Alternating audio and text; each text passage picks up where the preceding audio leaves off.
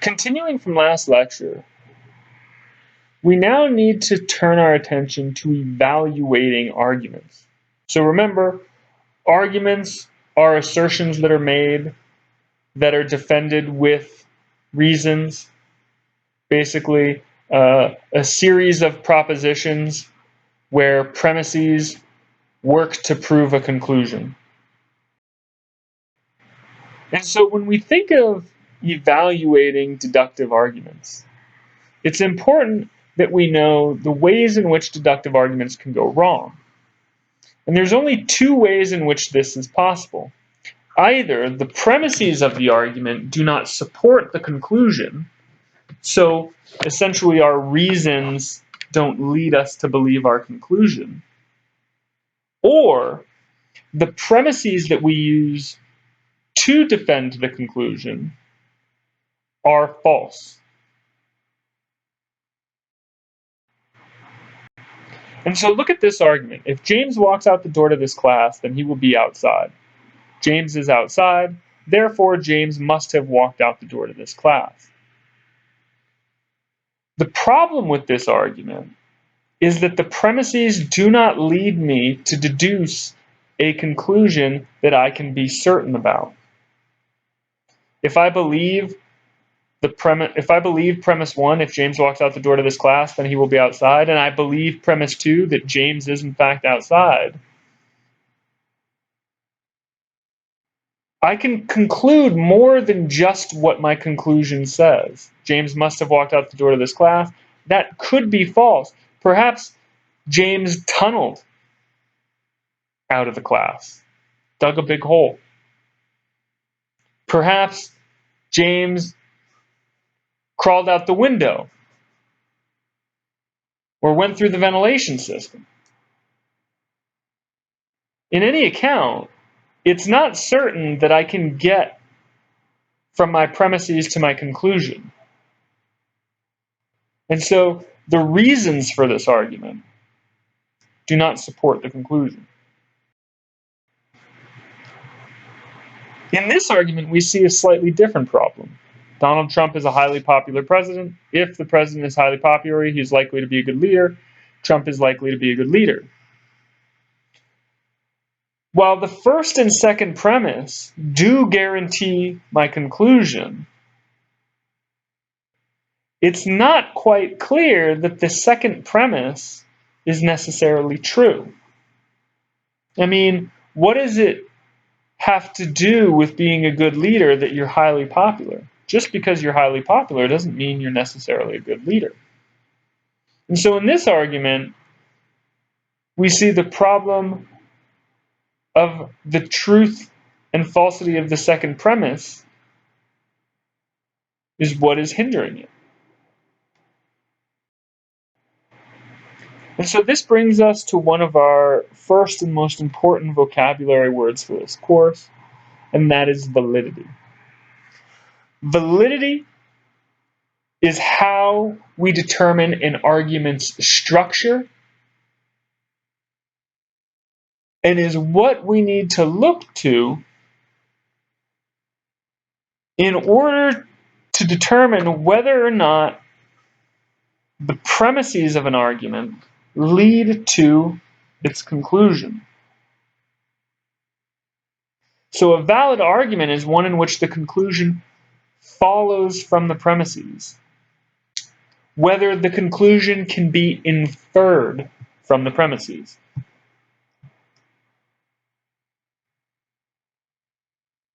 An invalid argument is one in which the conclusion does not follow from the premises.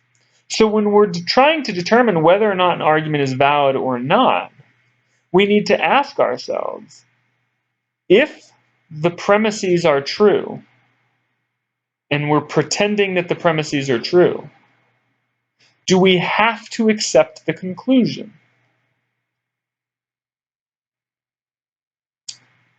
So in other words, if my premises are true, can I imagine my conclusion as false? If I can imagine my conclusion as being false, even if I pretend my premises are true, then the argument is invalid. Because if I pretend my premises are true, but my conclusion is false, then clearly my premises did not lead to or guarantee my conclusion. Now, it's important to note when we're thinking of validity, we're only considering the structure of an argument and how the premises relate to the conclusion. We do not necessarily care about whether or not the premises are actually true or false. Instead, we will just assume that they're true and ask ourselves, can we then deny the conclusion? So in this argument, some soccer players are married to pop stars. David Beckham is married to a pop star. Therefore, David Beckham is a soccer player. If I pretend the first two premises are true, which they are in fact, right? Some soccer players are married to pop stars. And David Beckham is married to a pop star. Of course, David Beckham, the famous soccer player, is married to Posh Spice, one of the Spice Girls. Can we then deduce that David Beckham is a soccer player? So here, the first two premises are true. However, I can deny my conclusion. Some soccer players are married to pop stars. David Beckham is married to a pop star. But I can pretend that David Beckham is in fact the name of my Chihuahua.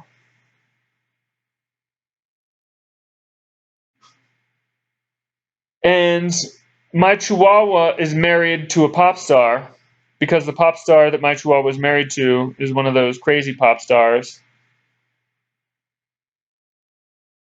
And we've heard accounts of people who have married the Eiffel Tower or who marry inanimate objects. So, sure, why not? David Beckham, let's say my Chihuahua is married to a pop star. Is it therefore the case that my Chihuahua is a soccer player? No. And this is where a little bit of the creativity and open-mindedness of being a good critical thinker comes into play. This is where we can think of all kinds of radical scenarios to deny our conclusion despite our premises being true. So I can believe some soccer players are married to pop stars. David Beckham is married to a pop star, therefore David Beckham is a soccer player. Or what if I just say some soccer players are married to pop stars, David Beckham is married to a pop star, but the David Beckham that I'm referring to in this sentence is David Beckham the plumber. So David Beckham the plumber is married to a pop star, therefore David Beckham is a soccer player. Well, no, he's not a soccer player, he's a plumber. So I can clearly deny my conclusion even if I accept my premises. Now compare this argument with this argument. Every man married to a former Spice Girl is a soccer player. David Beckham, the man, is married to a former Spice Girl. David Beckham is a soccer player. Here, it would seem as though the argument is valid because if our premises are true, the conclusion has to be true. There is no way that I can deny the conclusion if I've accepted the premises of this argument. This is what makes an argument valid, is that the conclusion is inferred by the premises.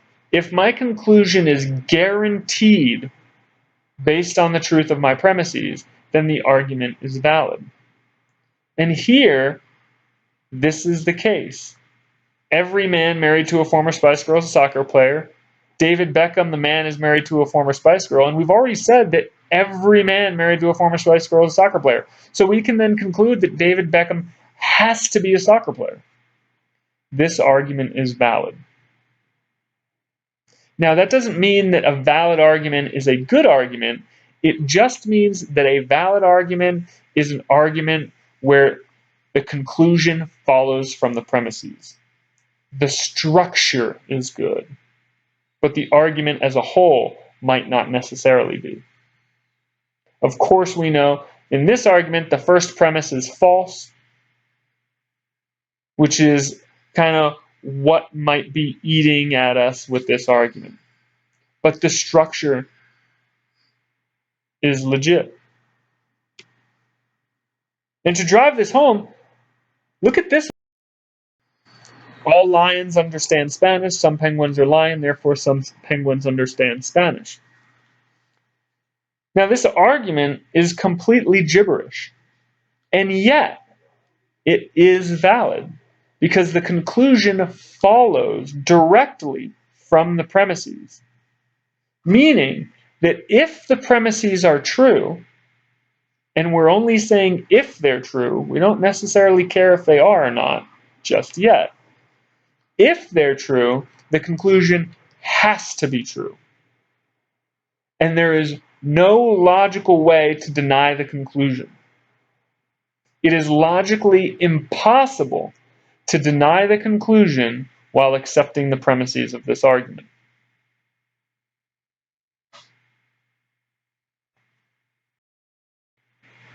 So we see that an argument can be valid even if all its propositions are false, like in the previous argument.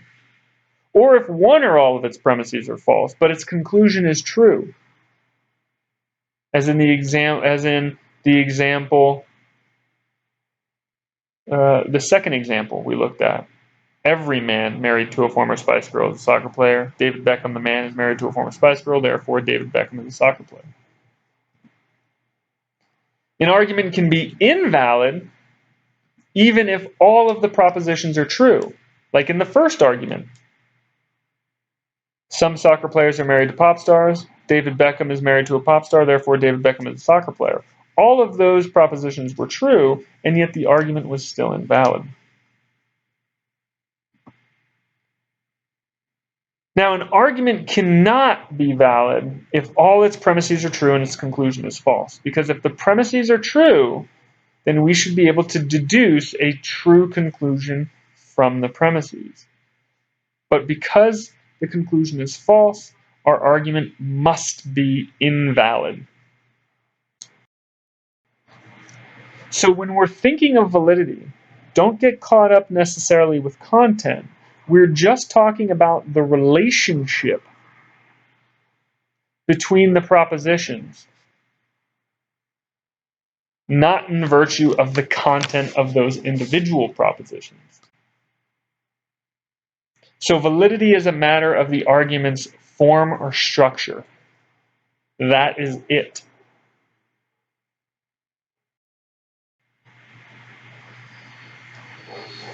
We can kind of tease this out with that last argument we looked at about lions understanding Spanish by simply using letters to represent the predicates of our argument. We can say all L understands S, and some P are L, therefore some P understands S. Now we're not getting caught up in lions and Spanish and penguins, and we're simply seeing the structure of the argument. And this is something that we're going to do throughout this course. We're going to use variables as placeholders so that we can focus our attention on the structure without getting caught up in the content.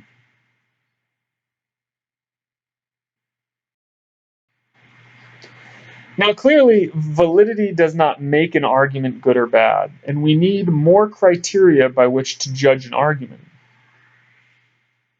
And so, when we're trying to determine good from bad arguments, not only do we need validity, we also need soundness. An argument is sound if two criteria are met. First, the argument is valid, meaning that the conclusion follows from its premises. And second, the premises all have to be true. So in this instance, a sound argument must have a true conclusion.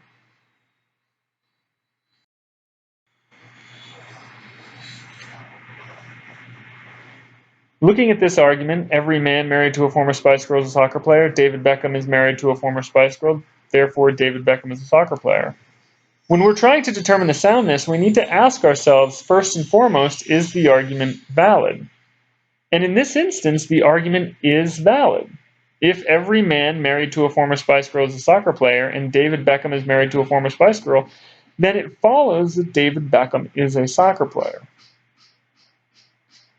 The second criteria is, are the premises true? And the first premise is false. So this argument cannot be sound.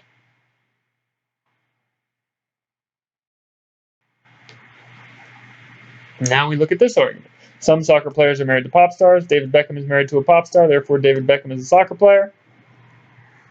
We first need to ask ourselves, is this argument valid? And remember, this argument is not valid, and so it's automatically unsound. Regardless of the fact that the premises are true, the conclusion does not follow from the premises, so the argument is a bad one. Remember, for an argument to be sound, it must be valid and the premises must be true.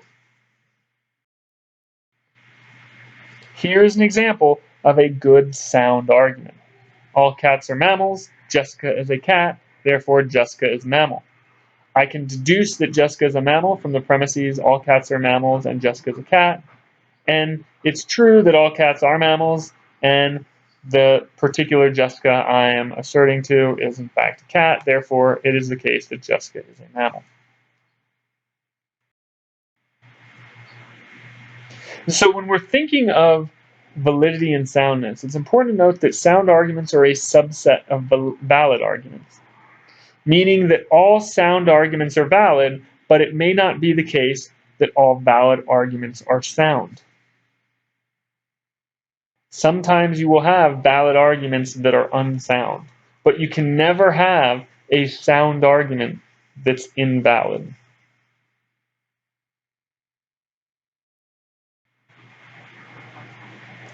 The last criteria that we really judge arguments by is cogency. Now, we're not going to really talk about cogency too much in this class, because what cogency is essentially the idea that the premises that we're using are evidently true, meaning that we can evaluate the premises. We can reason and understand the premises. If we look at this argument, if there's only a finite number of prime numbers and the product of those primes plus 1 is not a prime, but the product of those primes plus 1 is a prime, therefore there's an infinite number of prime numbers, this argument may not be cogent to you if you're uncertain about math and prime numbers. Now, we can still determine the validity of this argument, but it would make no sense to argue the soundness, because in order to argue the soundness, we would have to determine whether or not the premises are true. If you're not equipped to determine whether or not the premises are true, because you just don't have that working knowledge, then the argument's not cogent. So when we talk about cogent arguments, we're talking about arguments that make sense to us, that have an element that we can understand and evaluate the premises for their truth and falsity. It's not something that we're really going to talk about a lot in this class. And anytime there is a question of cogency, I will try my best to give you background information so that you have all the information you need going into determining whether or not the argument is sound or unsound.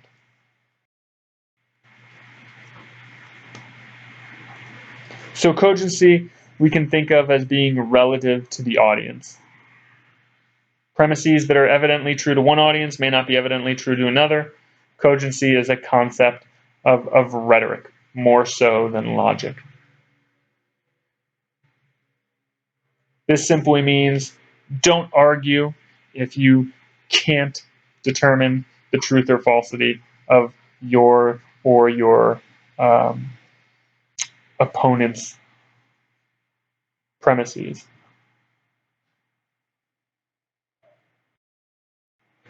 So in conclusion, good arguments are arguments that are valid, they have good structure, they are sound, they have good structure and content, and that are cogent, so that they are evidently true and persuasive, to the person they are being expressed to.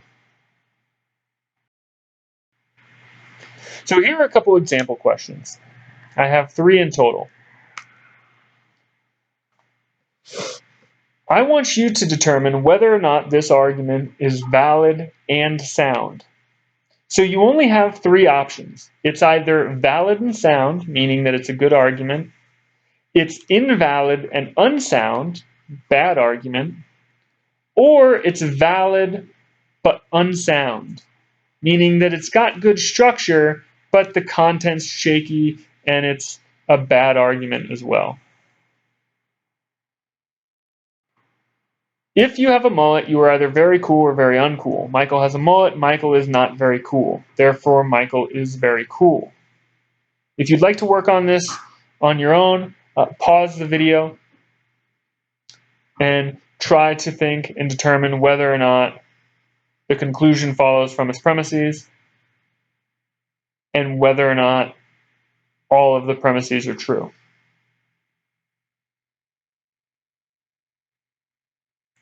And so the answer to this is that this argument is valid but unsound. Meaning that if you were to believe the premises, you would have to believe the conclusion. However, the premises are not necessarily true. If you look at the third premise, Michael is not very cool, it's hard to determine whether or not this is in fact true or false because it's true or false to different people. It seems to be a very subjective claim. It doesn't really have a consistent truth value. Similarly, the first premise, if you have a mullet, you are either very cool or very uncool, is as well false. Just because you have a mullet doesn't mean that you are either very cool or very uncool. You could be in the middle. You could have a mullet ironically, right? There are many other options than just being very cool or very uncool. Maybe you're slightly cool or slightly uncool, or there are many other options. So while the structure of this argument is good, the content is not, and so this argument is valid but unsound. How about this one? All logicians are mad. Some mad people love Beethoven. Therefore, some logicians love Beethoven. If you'd like to work on this, pause the video now. So the answer to this question is that this argument is invalid and therefore has to be unsound. Just because the premises are true, or just because I can assume the premises are true, does not believe I have to accept the conclusion. All logicians that are mad can come from a different branch of the mad people who love Beethoven. So if you wanted to see this visually, you can draw a large circle and label that circle people who are mad. And then within that circle, draw a smaller circle and label that circle logicians. So based on the picture, the logician circle is within the mad circle. So it would reason that all logicians are mad. Premise 1. But then the second premise says some mad people love Beethoven. So we can draw a third circle, a circle of those who love Beethoven, that overlaps with the mad circle but does not overlap with the logician circle. This is my being able to imagine a scenario where the premises are true and the conclusion is false. And because I can imagine this scenario, the conclusion does not follow from the premises, and therefore the argument is invalid, and therefore must be unsound.